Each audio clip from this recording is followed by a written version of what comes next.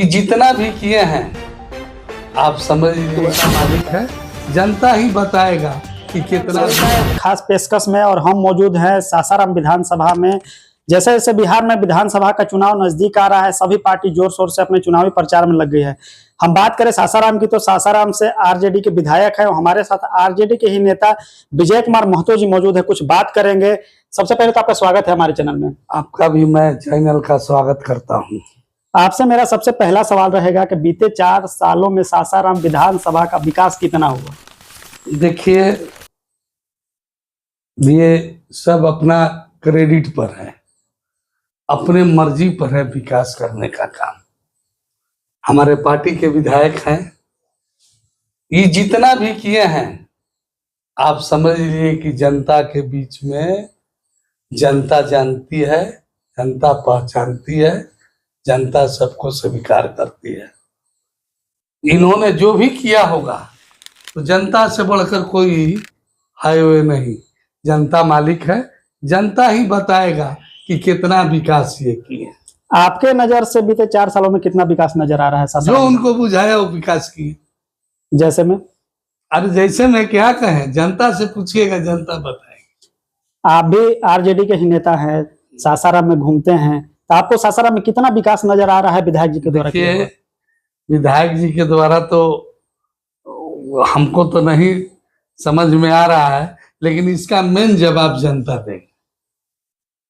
इसका अगर मेन जवाब जनता से आप लीजिएगा तो जनता ही जवाब देगी। जातीय जनगणना पर क्या कहेंगे? जातीय जनगणना पर हम आदरणीय श्री लालू प्रसाद यादव जी का मांग था कि जातीय जनगणना हो। शहीद जगदेव जी ने आवाज दिया था, शोषित है तो 90 भाग हमारा होगा। आज 90 भाग में हम लोग को भी मिलेगा।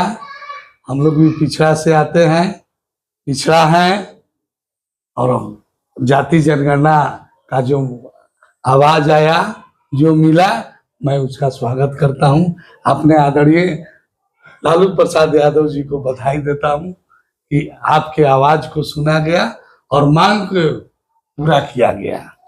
पहले तेजस्वी यादव कहते थे कि एमवाई समीकरण हमारे साथ है, अब एक नया नारा उनका आ गया है कि ए टू जेड समीकरण हमारे साथ है। तो एमवाई समीकरण बिहार में फिलहाल किसके साथ है? एकदम आरजेडी के साथ है, इसमें कोई दो राय नहीं है।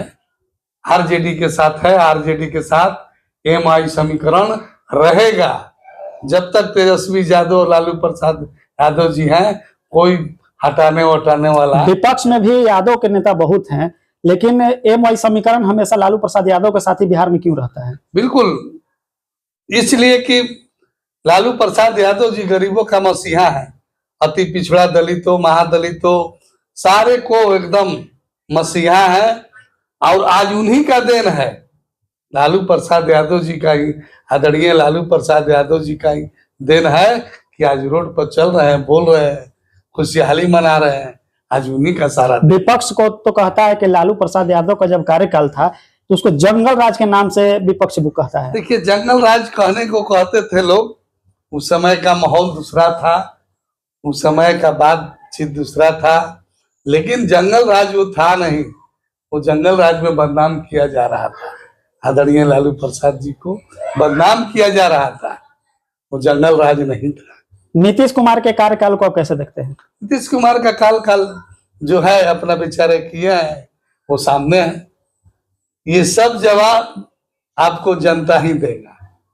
नीतीश जी ने बहुत सा काम ऐसा भी किया कि रोजगार नहीं दिया, महंगाई बढ़ा, कोई सहारा नहीं मिला, बालू गिट्टी सब बंद हो गया, जिसके चलते बहुत सा लोग बेरोजगार होकर आज रोजगार के लिए तरस रहे हैं। आपके सासाराम विधानसभा में ये करवंदिया जगह आता है जहां पहाड़ का कारोबार पहले चलता था, अब बंद हो जाने के कारण बहुत से लोग बेरोजगार हो गए। इस पर क्या कहना चाहेंगे? इस पर मैं कहना चाहता हूं कि ये जो जिस पहाड़ पर एक दतवन का पेड़ नहीं लगे वो पहाड़ मरा कहा जाता है।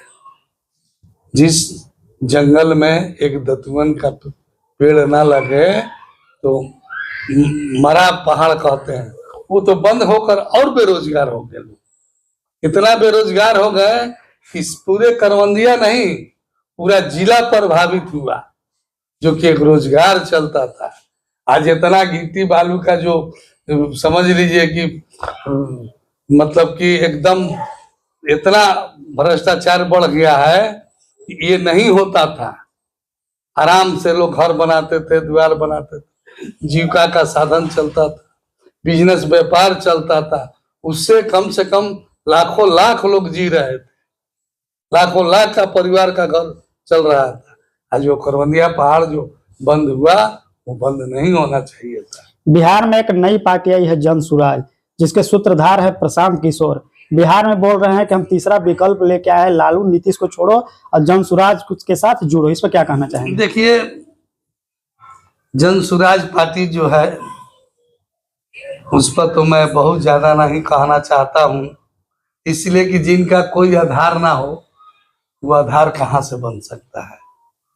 वो तो ये दल बनाए, वो पार्टी बना रहे हैं, पार्टी बनाए हैं, कभी उनको मदद करते थे, कभी उनको मदद करते थे, उनका यही काम है, और बाकी कहीं कोई जानवन नहीं। लेकिन प्रशांत किशोर के रैली में तो काफी भीड़ देखा जा रहा है। कहाँ भीड़? आप तो देखें, वो भीड़ दिखाने वाला है, वो भीड़ दिखाने वाला है। नीतीश कुमार के गृह जिला में उनका एक कार्यक्रम हुआ, उसमें भी काफी भीड़ देखा गया। देखिए, भीड़ जुटा देना, भीड़ एक लगा देना, हम भी अगर कहीं खड़ा होते हैं तो 10 आदमी खड़ा हो जाता है, तो उस भीड़ को माने कहा जाएगा। हम भी कहीं खड़ा होते हैं तो 10 आदमी 50 आदमी का भीड़ लग जाता है, तो भीड़ का माने थोड़े ना कोई चेहरा देखने के लिए आ जाता है, कोई भीड़ देखने के लिए जाता है, कोई आवाज सुनने के लिए जाता है, उससे वोट थोड़ी बदलता है। सासाराम विधानसभा से अगर आरजेडी इस बार आपको मौका देती है तो सासाराम विधानसभा के लिए वो कौन से मुद्दे रहेंगे जिसको लेकर आप जनता के बीच जाएंगे? पहला तो मुद्दा टूरिस्ट रीजन है, दूसरा मुद्दा पढ़ाई लिखाई, दवाई, कमाई, रोजगार का मुद्दा है। आज हमारे आदरणीय तेजस्वी प्रसाद यादव जी ने देखिए 5 लाख रोजगार दिए, 5 लाख रोजगार दिए। अगर हमारी सरकार बनती है तो अब कहना नहीं है कि क्या क्या करना है, समय आने पर बता दिया जाएगा। विधानसभा चुनाव के लिए विजय कुमार महतो कितने तैयार हैं? 16 आना में 20 आना, 100 में 2% तैयार है।